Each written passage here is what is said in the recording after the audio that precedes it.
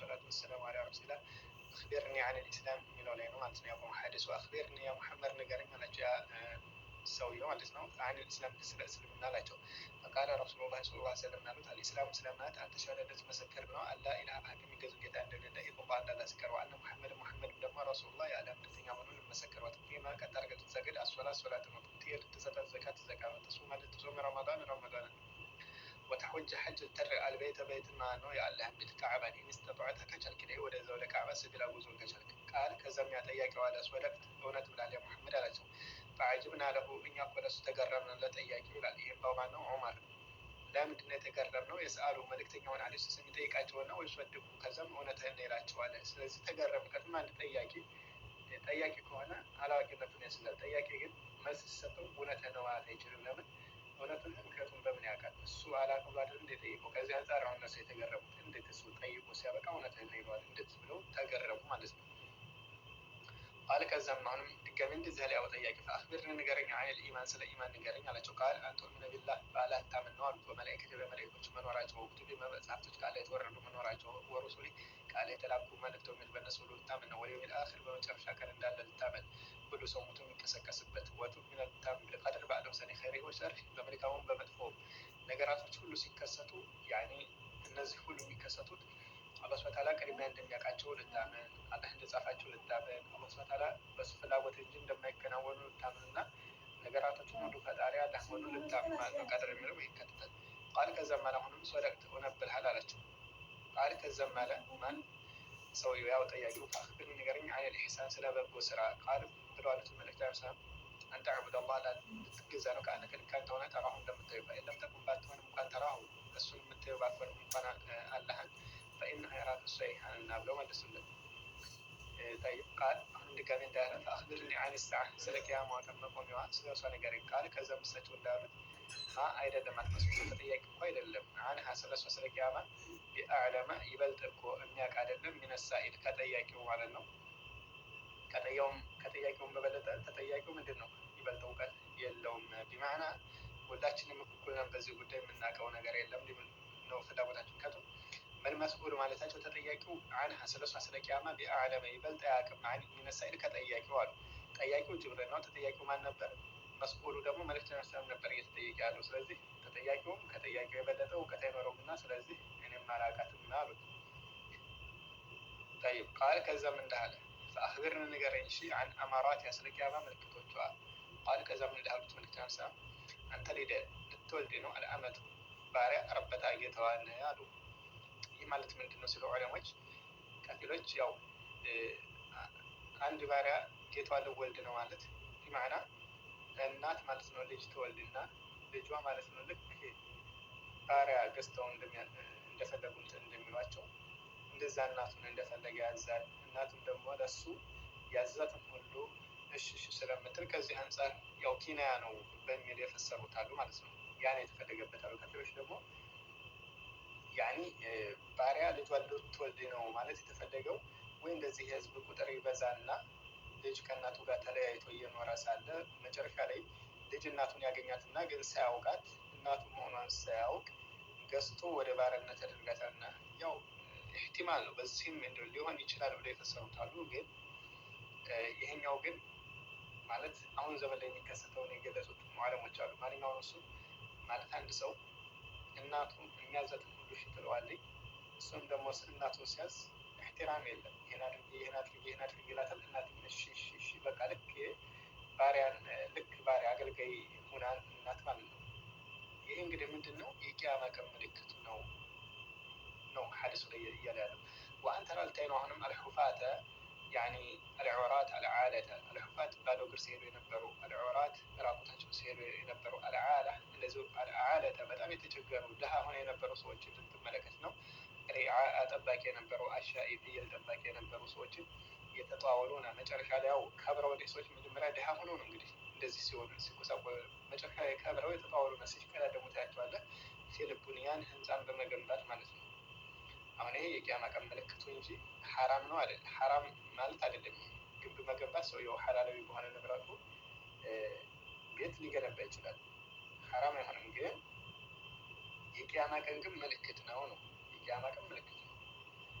ገንዘቡን ሰው ኢስራፍ ሳይሆን ለመኖሪያ የሆነ ገንብቶ መኖሩ አስወግዘውም። ግን የቂያማ ቀን ግን ምንድነው ምልክት ይሄ የነበረ ሰው ሁሉ በኋላ ግን ግንባታ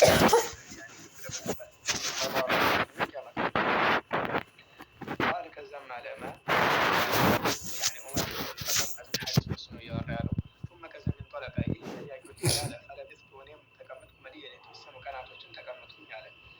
بمعنى ሶስት ቀን እያሉ የፈሰሩ አሉ። እንግዲህ ይሄ ወላሁ አዕለም እርግጠኛው ማለት ነው። ተከወረሞች ሶስት ቀን ነው ምናምን ያሉ አሉ ማለት ነው።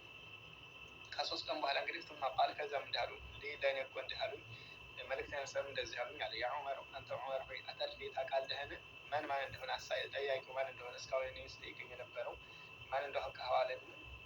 ከዛም ቁልቱ ብያልኩት አላሁ ወረሱሉ አዕለም አላህና መልእክተኛው አዋቂዎች እነሱ ናቸው እያልኩኝ አለ። ቃል ከዛ መልእክተኛ ሰም እንዳሉ ፈኢነሁ ጅብሪል እሱ እኮ ጅብሪል ነው አላኩ መጥቶ ነው ዩዓሊኩም ሊያስተምራችሁ ዲነኩም ድናችሁ ሊያስተምራችሁ በጥያቄ መልኩ እንደዚህ አድርጎ ድናችሁ ሊያስተምር መጥቶ ነው እና ጅብሪል ነው ብለው መልእክተኛው ሐዲስን ተናገሩ። እና እዚህ ሐዲስ ላይ ታሪክ ላይ የምንይዘው ምንድን ነው እንግዲህ የተፈለገው መሐል ሸይእ ምንድን ነው?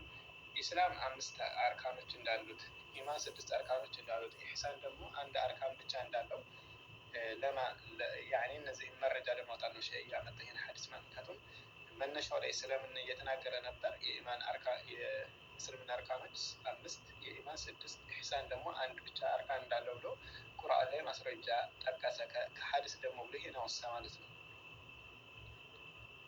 ላኪን ግን እዚህ ጋር ያኔ ማብራሪያ በደንብ ያስፈልገዋል። ለምሳሌ በተለይ አንተ ምን ቢላህ በአላህ ማመን እንግዲህ ውስጥ ላይ ለምሳሌ በአላህ ማመን ሲባል 4 ዋና አርካኖች አሉ። ለምሳሌ የአላህ ግንኙነት ማመን፣ አላህ አለ ብሎ ማመን።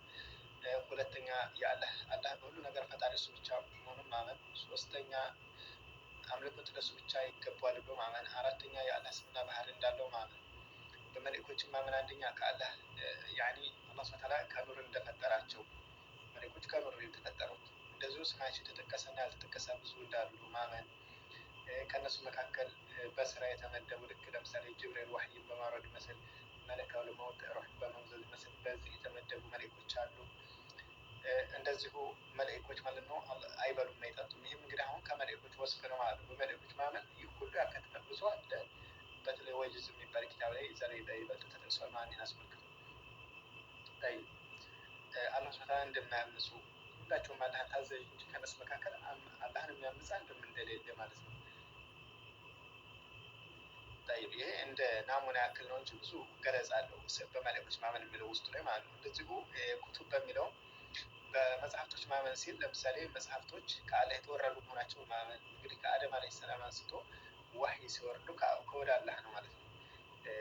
እንደዚሁ ስማቸው የተጠቀሰና ያልተጠቀሰ እንዳለ ለምሳሌ መጽሐፍቶች ስማቸው የተጠቀሰ አለ። ለምሳሌ ተውራት፣ ኢንጂል፣ ዘቡር፣ ቁርአን፣ ሱሑፍ ሙሳ፣ ሱሑፍ ኢብራሂም እነዚህ አሁን ተጠቅሰዋል። ከእነዚህም ውጭ ግን ስማቸው ያልተጠቀሰ ብዙ ከአላህ የተወረዱ መጽሐፍቶች አሉ ማለት ነው። በእነዚህ ሁሉ ማመን፣ ውስጣቸው በሚናገረው ሁሉ ማመን፣ ውስጣቸው በሚያዘው ነገር ደግሞ የትኛውም ህዝብ የመስራት ግዴታ እንዳለበት ማመን። እነዚህ ሁሉ አካታ የያዘ ነው። ሩሱል በሚለውም በሩሱሎች ማመንም ይህን እንደዚሁ ከሩሱሎች ለምሳሌ አላህ ሱብሓነሁ ወተዓላ ስማቸውን የጠቀሰልን እና ያልጠቀሰልን እንዳለ ማመን። ሩሱሎች ለምሳሌ ስማቸው የተጠቀሰ ያልተጠቀሰልን አለ። ቁጥራቸውን እንግዲህ አላህ ነው የሚያውቀው። ብዙ ናቸው መልእክተኞች የተላኩ ማለት ነው። እንደዚሁ ደግሞ ከወደ አላህ እንደተላኩ ማመን። ለምሳሌ የተላኩ ከወደ አላህ በራሳቸው አይደለም። ነቢይነት ሞገድ የመጡት ከወደ አላህ ተልከው ነው የመጡት። ሁለተኛ በየሁሉም ህዝብ መልእክተኛውን የመታዘዝ ግዴታ አለበት ብሎ ማመን። ሶስተኛ መልእክተኛውን ያዘዘውን መታዘዝ፣ የከለከለውን መከልከል ከእነሱ ከማመን ጀምሮ። ለምሳሌ አንድ ሰው በመልእክተኛ አምናለሁ ካለ እሳቸው የሚያዙትን መታዘዝ፣ እሳቸውን ሱና መተግበር አለብን ማለት ነው። ይሄ ከእሳቸው ከማመን ይካትታል። ወይም የአኺር እንደዚሁ በመጨረሻ ቀን ማመን ብዙ አለ። ይህ ውስጡ ለምሳሌ ሙቶ መቀስቀስ እንዳለ ማመን፣ ወደፊት ደጃል እንደሚመጣ ማመን፣ መህዲ የሚባልም እንደዚሁ ዓለም በፍትህ ያስተዳደረ እንደሚመጣ ማመን፣ ዒሳ ከወደ ሰማይ እንደሚወርድ ማመን፣ የእጁጅና መእጁጅ የሚባሉ ደግሞ እንደዚህ አምባገነን የሆኑ ፍጡራኖች አሉ ይመጣሉ። እነሱም ወደ ነገር እንስሳ ከመሬት እንደምትመጣ ያኛ ስፋ የሚናገረው ትመጣለች። ያኔ መሬት ላይ ሰዎችን ታናግራለች ማለት ነው።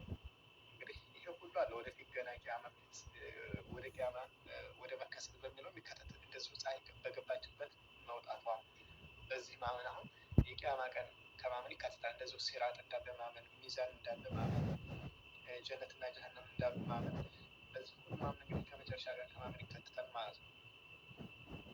بالقدر خير وشر የሚለው ደግሞ ለምሳሌ ቀደር ማለት አላህ ሱብሓነሁ ወተዓላ ነገራቶች ሁሉ ወደፊት የሚከሰቱን ማወቁን ማመን፣ አላህ ነገራቶች ወደፊት የሚከሰቱ ነገራቶች ሁሉ እንደጻፋቸው ማመን። ሶስተኛ እያንዳንዱ ነገር ሲከሰት አላህ በአላህ ፈቃድ እንጂ አለሱ ፈቃድ አንድም ነገር መስተናበር እንደማይችል ማመን።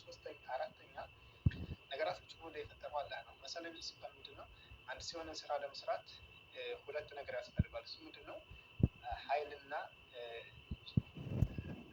ምርጫ ማለት ነው። ችሎታና ምርጫ ያስፈልገዋል። ይህን ነገር ችሎታና ምርጫ ደግሞ የሰጠው አላህ ነው።